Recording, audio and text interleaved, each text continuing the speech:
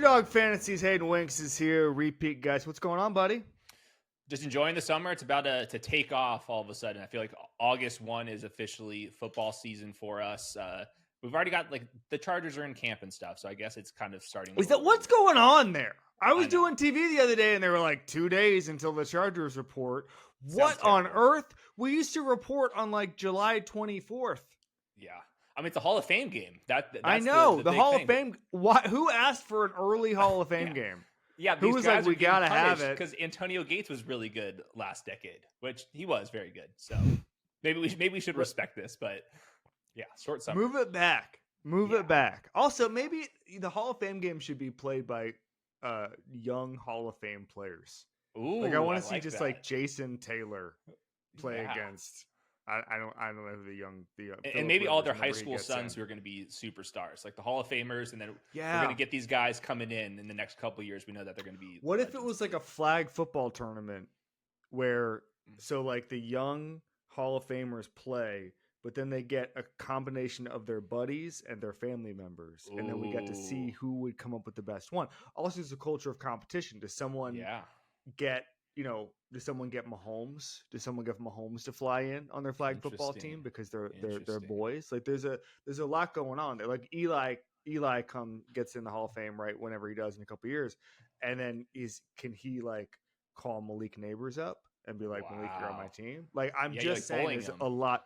Yes, I think there's a lot more possibilities here than just like let's watch Trey Harris. And we're probably not going to see Trey Harris in the Hall of Fame. We're talking about the undrafted free agents. No. They're not going to risk Trey Harris. We're going to be dying for Trey Harris. Yeah. It was the Josh Jacobs year. That's when his ADP in fantasy plummeted because he actually got a lot of playing time in the Hall of Fame game. Like, what the hell? And that was the season where he ran for like 1,700 yards or whatever it was. Oh, I love that. I love that. Here's what we're doing. 3 most important stats, 3 favorite stats of the 2024 season that suggest something about 2025 or not. Just something we loved, something we noticed. Doesn't matter.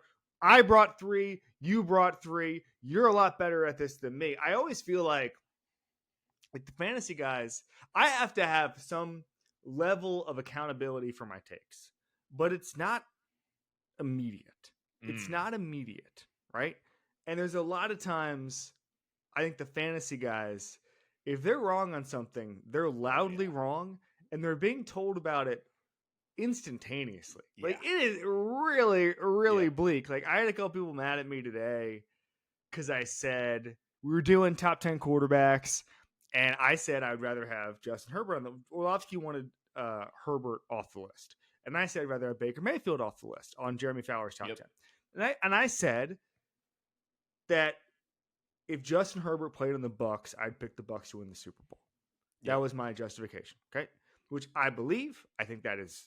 I don't even know how you would say that. Like I believe that I would predict him. I'm not even sure how you justify that take. Right, like he's not going to play for the Bucs, but like that's just genuinely what I believe. I'm not. It's George Costanza. To paraphrase George Costanza, it's not a hot take if you believe it. Right. So like. I don't know. Maybe I heard from like 15 Bucs fans, but like we're in this universe where it's like it's not like I'm saying Justin Herbert is QB1 in fantasy football. You're gonna give out takes where in week 3 people are like Hayden Winks, I want to burn down your house. I always comp it to being like the weatherman, where you're predicting the weather, you're getting the results that day. You better be right because people are banking on going to the beach or whatever they're doing that day. But there'll be Sundays where like, and we're talking about some of these like running backs that just come in, like they're starting and like now everyone's debating, are they going to start or not? I'm like, all right, you should start him. And then he gets pulled in the first quarter. And then I'm getting tweets at like 10:15 local time about what I am. So you get these results instantaneous. There's very few jobs where you're making predictions. By the way, having a job where you have to make predictions already a non-advisable. The second thing is don't get these results immediately. I was going to say actionable predictions. I can give predictions all day long and it's like, But it keeps you honest. Right. So like you have to do your research and stuff. So I do think there is something to trusting some of the fantasy guys that are, watching some football and stuff too. There's probably too many fantasy analysts that are just like so spreadsheets driven. They're completely taken away from the actual NFL games. But I do think that the people that are doing the fantasy angles with some of the NFL tape analysis, I think that you're going to get some good stuff there. I have one bit of feedback for anybody who is in the predictions business, and this is so important. Well, it's actually two bits of feedback. Number one, do not get bogged down in your Twitter mentions. Like, don't respond a lot because Yep. people are going to try to back you into a corner or whatever. The second thing is when you're wrong, just say, and this is the most important thing you can learn, just say, you got me. Yep.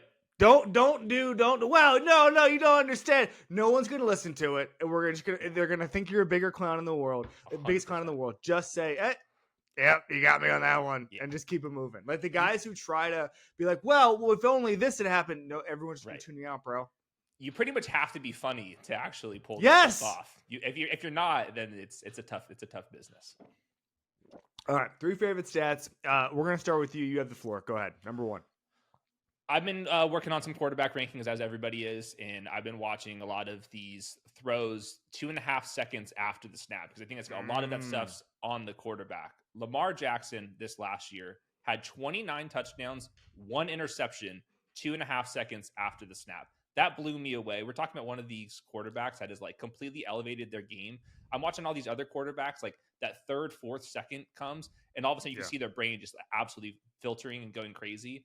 Lamar Jackson is calm. He's throwing these corner routes where he's like holding the corner back with his eyes, his feet, and then delivering the ball down the field. He was playing calm. I think that Todd Monken deserves a lot of credit here. And like that's not even getting into all like the acrobatics that he does, extending plays with his legs and stuff. Like I'm not even talking about the scrambles here. Like this just in the pocket throws, 29 touchdowns, 1 interception. He's just a remarkable football player. I think this is the first year in a long time where you can actually make the argument that Lamar Jackson is ahead of Patrick Mahomes in quarterback rankings. I think it's these 2 guys, and obviously Josh Allen and Burrow are right there too. But what we saw from Lamar Jackson, like he's like so prime for another MVP season. And if I was making predictions about the Super Bowl, which at least you get those predictions like in February, not on week 1, I think I would go with the Baltimore Ravens this year.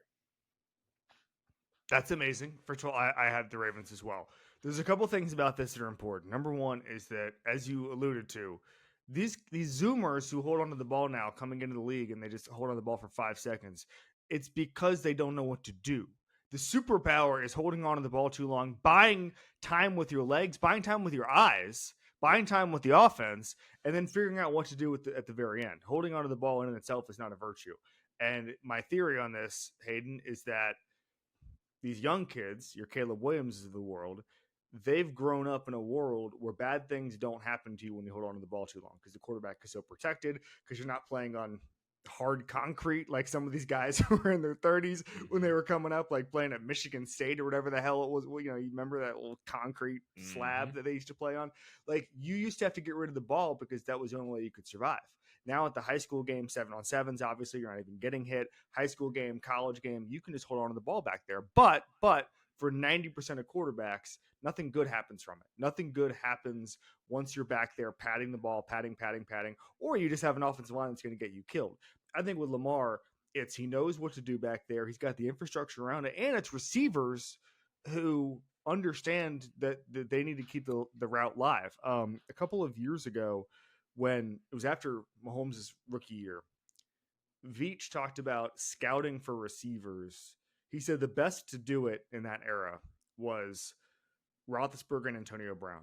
He was like, you could just watch the tape and Roethlisberger would be back there patting the ball, and Antonio Brown would just be like zigzagging, and they would just know exactly where each other was going to be. I think when you're talking about that, when you're talking about a 4.5 second play that works, that's everything. That's Lamar, Todd Monken, Zay Flowers, whoever it is, and it's a sign, as you said, of great things. Yeah, people are saying that Antonio Brown's still good on the run today, even after. Hey! But the important thing with the Lamar stuff too is there's this kind of like sweet spot in a career where these like obviously dual threat quarterbacks, it takes a little bit of time for them to like get caught up mentally, because in high school and college they were the best player on the field. You can run around, just create touchdowns left and right. But obviously in the NFL, the windows get tighter, the pass rush is in your face a little bit more, and it takes a couple seasons, I think, to get like really familiar with what you're going to be looking at coverage wise. But at the same time, your athletic prime starts to decline. So this like little sweet spot that we're in with Josh Allen and Lamar, like this 27, 28, 29, 30-year-old seasons, like we really need to appreciate this, because Lamar Jackson's at the very top of his game. Same thing with Josh Allen. It's not going to last forever, just because eventually their bodies will start to wear down. So like right now, I think this is going to be the window where Lamar Jackson and Josh Allen can make the run at Patrick Mahomes, because obviously they're a little bit more reliant on their legs, and now they've caught up. They've seen every coverage. They feel good about this, and I do think that Todd Monken deserves a lot of credit here too. Totally agree. All right, so I have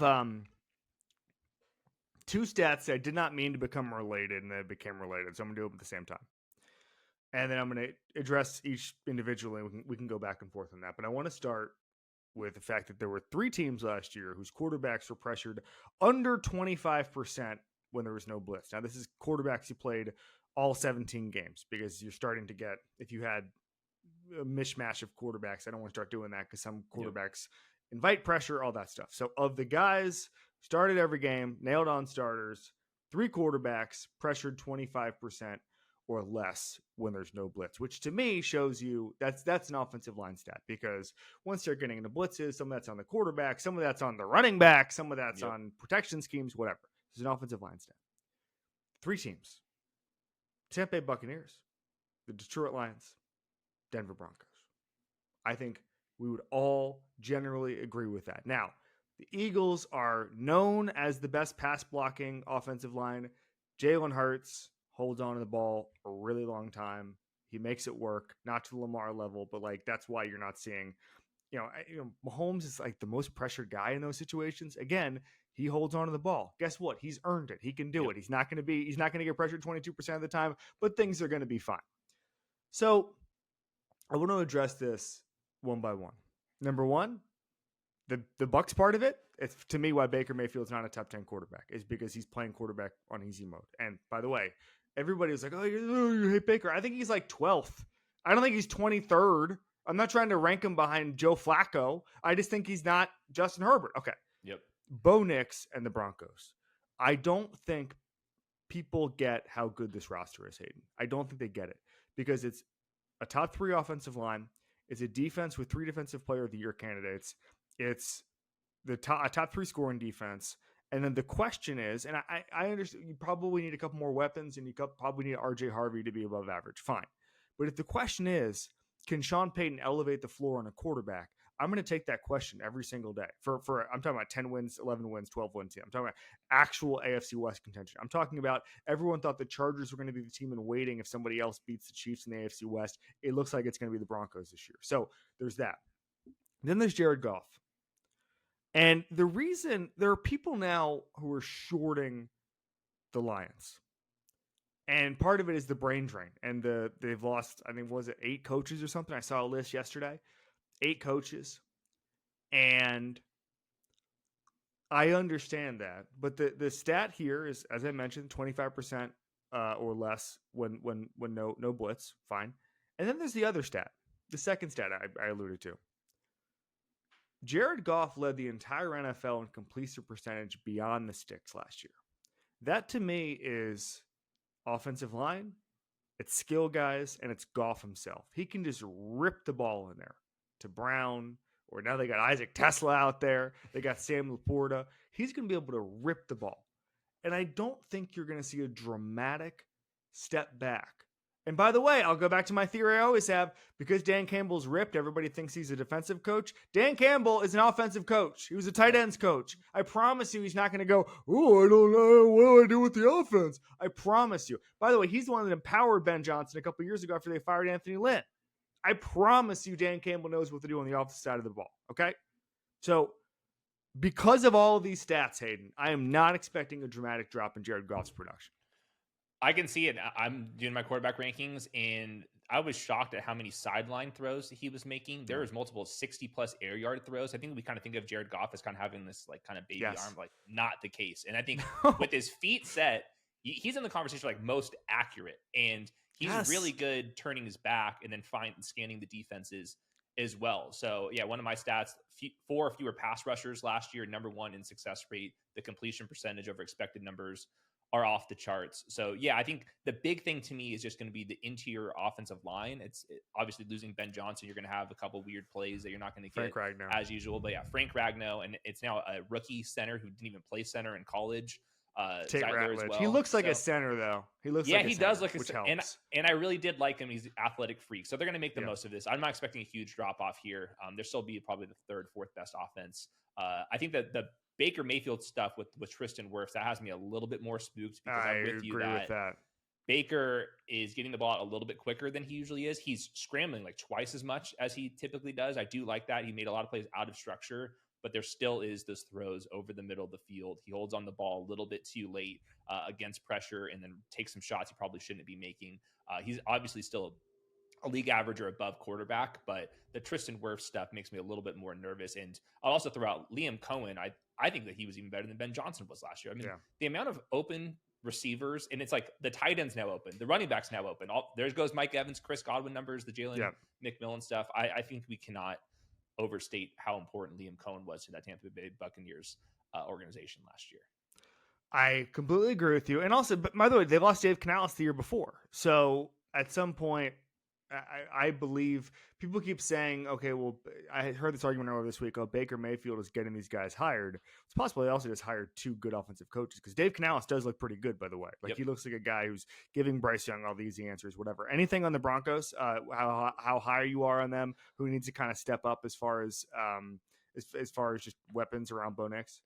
Well, the thing with Bo Nix is, like you mentioned, like already 3rd best in sack rate. I think a lot of that's offensive line, but he's also like the sneaky athlete at quarterback right now. Like he was outrunning guys. He's physical at the sticks as well. The thing with him is he's still like scanning the field. I still don't fully trust him, but like you said, Sean Payton, you're going to eventually figure that out.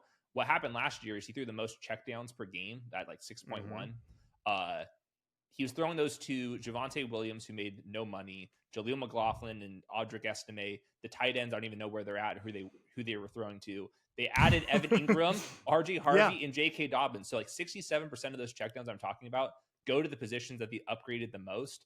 And they added another 3rd-round receiver. So I think that the guys he's going to be throwing the ball to are going to offer more yards after the catch ability. And then at the same time, Bo Nix, when he's actually sitting there in the normal drop-back game, he's just going to look way better in the second year as well. So I do think the Broncos are one of these teams that like projected for about league average in points preseason. Could they finish 6th, 7th in scoring? I'm kind of on your side here, where I think this is a team that can absolutely take the leap. I completely agree with you. I completely agree with me as well, Hayden. Exactly. All right, let's do your second one. Let's go over to the wide receivers because I find this this team fascinating. But we got to start with Puka Nacua here. In his 28 career games above 50% snaps, he's averaging 96.8 yards per game. To put that in perspective, right now, Justin Jefferson is the all-time leader in receiving yards per game at 96.5. So with these postseason games that Puka has, literally number 1 all time. He was, by the way, left outside the top 10 on this executive polling. See, I saw that. Not my favorite take, I will say. But the reason why it's so important is because Matthew Stafford's splits with Puka and without him are massive. With Nacua over the last 2 seasons, according to SIS, 0.21 EPA per attempt. Without him, that drops to about 0 EPA per attempt. That's a humongous difference. And the big thing here are the Rams. This was surprising to me. They're 4th in projected points according to the betting markets this year. Like, would probably not have guessed that. It seems kind of fragile to me just because their left tackle. We don't know if he's going to play football. Obviously, Stafford, Nacua, Devontae Adams, these guys are either older or been dealing with a lot of injuries. But when all these guys are going with Sean McVay, like this team, like almost beat the Eagles on the road last year. And we all believe in Matthew Stafford as well, the top 7-8 quarterbacks still in the game. But really, it's like this is the Puka Nacua offense. I'm not sure if we've kind of like fully grasped that. You know, he's right now like on pace, like the all-time leader in receiving yards per game. Yes. That's nasty work. I just want to say Jeremy Fowler was on this show yesterday, and I posted it, and he said that Brian Thomas is like next up on the top 10 list, and he's the young guy that's ascending. And someone quote tweeted it and said that they don't know how to explain this, but that Jeremy Fowler looks like a founding father. It's a great take. It's a great take. It's the best take we'll have on the show. Yes. It really is. And then someone responded to that saying he looks like a coin, which is correct. He looks like he should be. Jeremy Fowler looks like he should be on a coin. And I shared this with Jeremy, and he said that wasn't the look he was going for. And I said, I don't care. I don't care. It's the look you have. I don't care what you were going for. So that's that. But more on that list there, was that any other, like, so you I saw you tweet that you did not you did not think that the voters covered themselves in glory on the receiving list. What were your biggest nitpicks? Well, Tyreek at 3, I think that's after what he did last season. That's too high. I would put AJ Brown and Nico Collins. AJ Brown.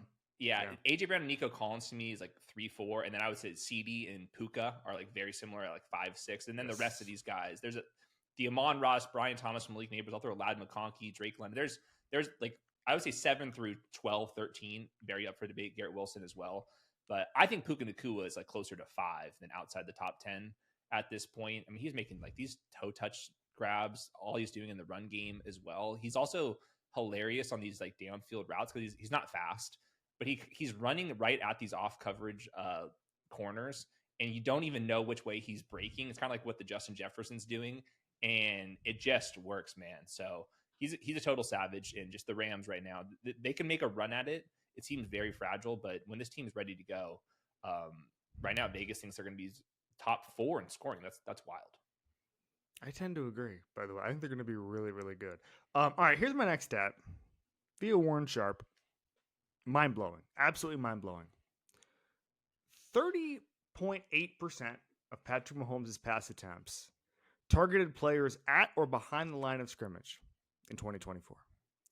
That is the highest rate for any quarterback in at least 20 years. So we know, and by the way, part of this is Andy Reid's screen game, which has been a huge part of what he's doing. Right. So I don't want to be like, I don't want people to be like, oh yeah, Andy Reid invented the screen last year. Like, no, we've seen that before. But you're talking about the lowest average depth of target of any quarterback, starting quarterback in the last 2 years. 4 straight years where his completion percentage on deep balls has gone down. It was 47% in 2021. Now I think it's under 30%. And on those deep passes, 6 touchdowns, 4 interceptions last year. And when I'm thinking about the gap between Burrow, Jackson, Allen, and Mahomes, so that kind of grouping of 3, and then Mahomes, and I put Jaden Daniels one notch below those 3. Mahomes has to find the deep ball again in order to close the door on those guys. Because right now, he's doing everything close to the line of scrimmage, and you can't live like that. And by the way, that's not him necessarily. It could be the offensive line. Maybe Josh Simmons drafting helps here. It's also Rashee Rice and Xavier Worthy and all these guys where they thought, okay, or Hollywood Brown, they thought that they've solved the problems. They just haven't. Xavier Worthy can't. I loved Xavier Worthy coming out of college. I feel like he doesn't have a lot of body control. Like he's just walking out of bounds on some plays. Like I don't know what it is. He's a rookie. They'll get the chemistry there. But as someone who's just as big a Mahomes fan as anybody on the planet, all I want to see, just from a football standpoint, how cool was it, Hayden? Like 2019, where you'd see a screen grab of like 4 guys, 4 pass rushers around Patrick Mahomes, and then Tyreek Hill just like covered by 3 guys. Yep. And then someone would say, by the way, this was a 70-yard walk-in touchdown for Tyreek Hill because Mahomes took 1 step to the right, just threw it as far as he could, and Tyreek Hill got it. Like, I want that back. Bring it back. Yeah, I think that's why I start off the Lamar conversation, is because like there is not a gap right now. Like Lamar has obviously jumped up a tier, and then Mahomes, the downfield stuff, has just completely regressed. I do think that the Andy Reid stuff's getting probably a little bit too cute at times, and I will say it was a great troll job by Mahomes. Right when the Super Bowl was completely out of reach, he just throws a huge post route to Xavier Worthy about 60 yards in the air, right on the money, and they connect on that one when like truly the season was like completely over. So yeah, I'm optimistic that you get Rashee Rice underneath this year, and then Xavier Worthy and Hollywood Brown become these deep threats that can run right by everybody. And then hopefully Xavier Worthy stays in bounds. Hopefully Mahomes doesn't throw Xavier Worthy out of bounds on a couple of these as well. But yeah, it's been really frustrating in fantasy because like we keep drafting like quarterback 5 and 6 every single year, and then he finishes like the quarterback 14, and it is like not a fun experience watching Chiefs games. So you think eventually that Mahomes like enough already with all this stuff. Like we cannot throw another little shovel pass to McCole Hardman. Like we got to win this thing over the top. But yeah, Josh Allen is probably going to be like the actual cheat code there. Like if he's as good and healthy as he was on tape pre-injury, like that's how the Chiefs can just have one of these ridiculous seasons again. All right, what do you got? Next one. Last one. Okay, let's go over to Jalen Hurts. And speaking of Mahomes, there's this adage that I think was from Haralabob, where like in the peak NBA betting years for him, he would come up with these player models, and if LeBron James was at the top quadrant of it, he knew that his models were pretty crap. And that's what I'm doing with Patrick Mahomes, Joe Burrow, and Allen, these guys. But here's where Jalen Hurts fits in the equation.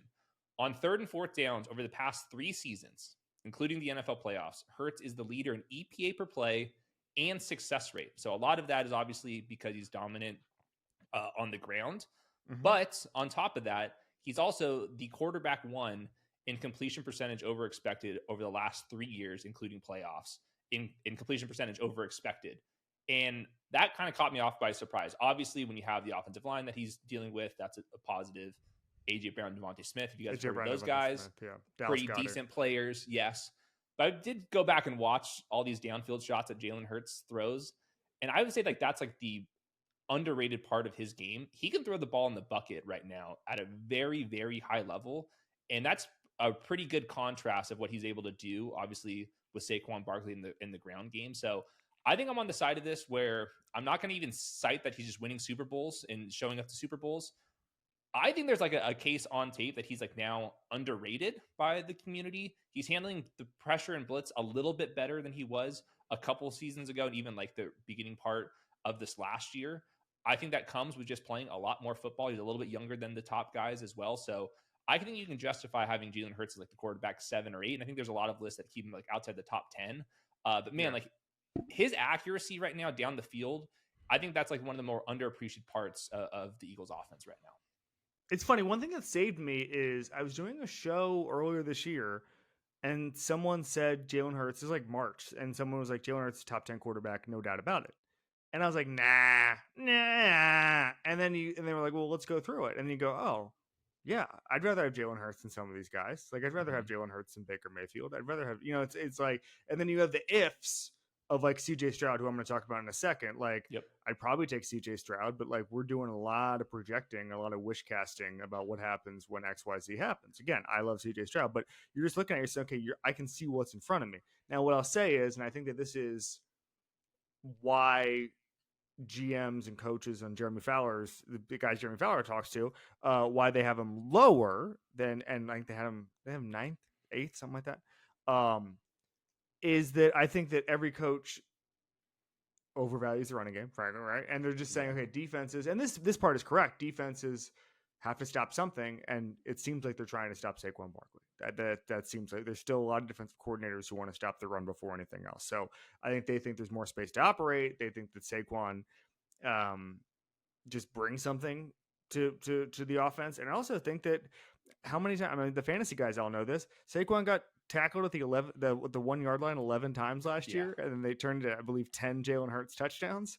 Like I love Jalen Hurts. As I just said, he's a top 10 quarterback, but there is a you can make a pretty uncharitable case against him if you'd like to. I'm going to take the middle, split the baby, so to speak, and say he's a very good quarterback for the Eagles. What was funny to me, a reporter called Nick Sirianni yesterday, I don't know if you saw it, or 2 days ago, and said, what do you think about everybody who's saying Jalen Hurts got carried to a Super Bowl?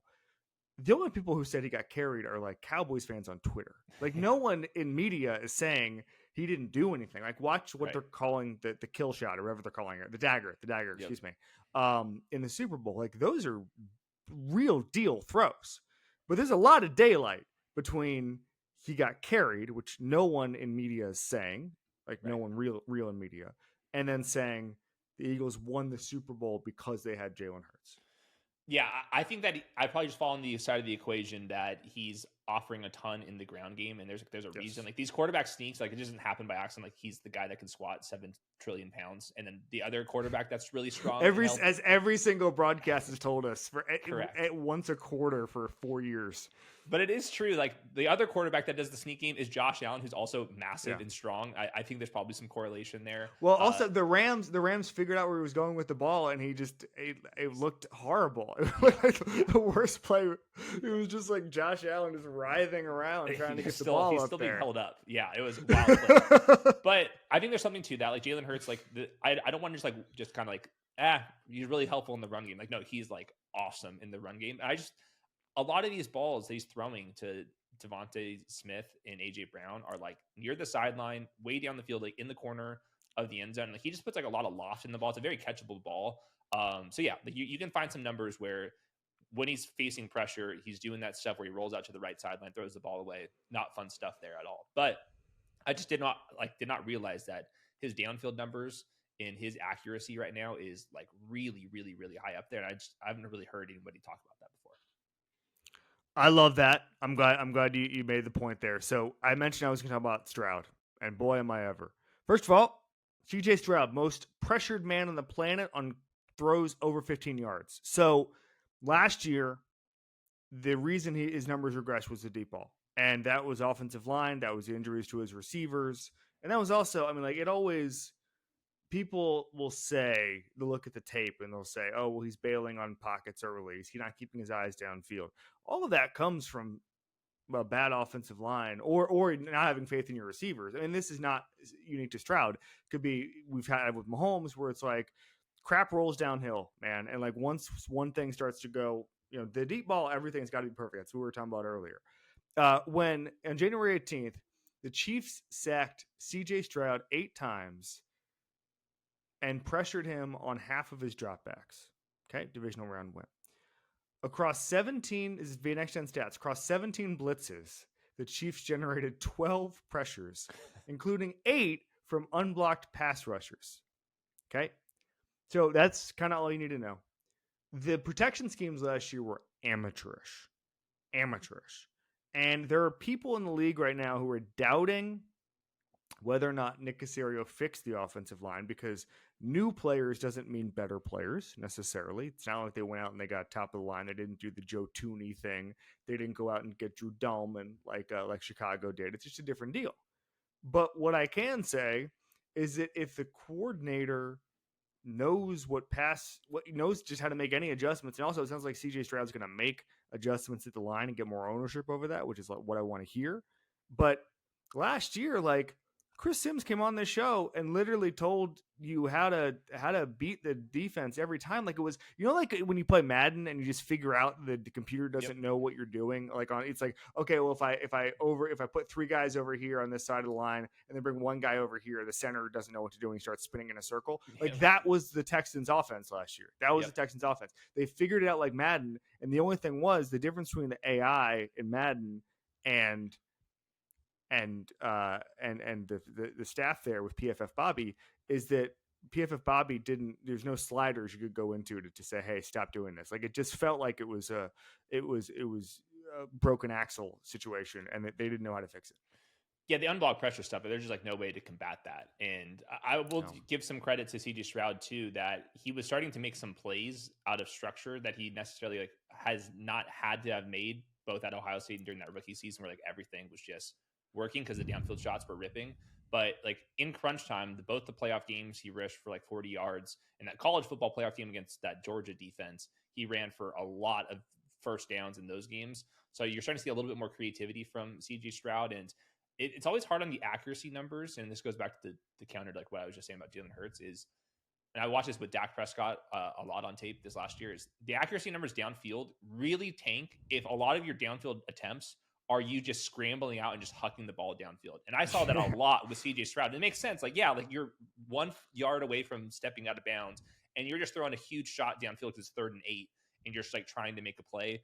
And there was a lot of that with CJ Stroud. So yeah, they rearranged their offensive line. It's not going to be good, but cut the unblocked pressures in half, and CJ Stroud could like figure this stuff out post snap pretty well. So yeah, I'm very optimistic. And it seems like everyone likes Nick Caley a lot. So it's one of these teams that like we might just be like, oh yeah, CJ Stroud is a top 10 quarterback. The offensive coordinator is good, and the offensive line's still bad, but it's not as bad as it was last year. I just want to say one thing. I mentioned AI when I was talking about playing Madden, and I just want to address this point because we've been referring to AI for 20 years because that's what it's called when you play against a computer in Madden or NCAA. I'm not scared of AI at all. When people are like, ooh, AI is spooky, it's going to take our jobs.